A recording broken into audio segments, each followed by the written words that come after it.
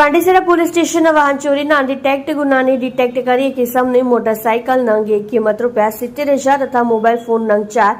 કિંમત ₹41,000 મળી કુલ કિંમત ₹1,11,000ની મત્તાના મુદ્દામાલ સાથે એક ઇસમને પકડી પાડતી Saroli police station surveillance team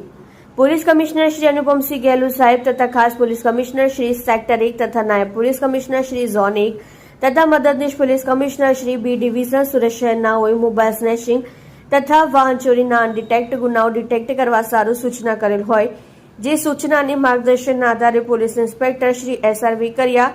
તથા સર્વેલન્સ સ્ટાફના police sub inspector JN Chauhan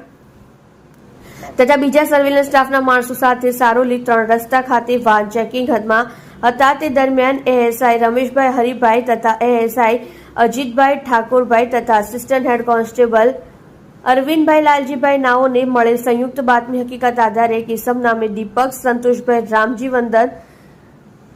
Nishad કેવટ નાઓ પાસેથી અલગ અલગ કંપનીના મોબાઈલ ફોન નંગ કિંમત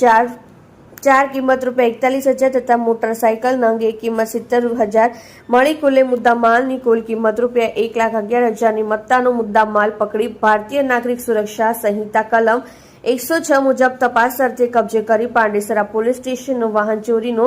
અનડિટેક્ટ ગુનો ડિટેક્ટ કરી પ્રશંસનીય કામગીરી કરેલ છે।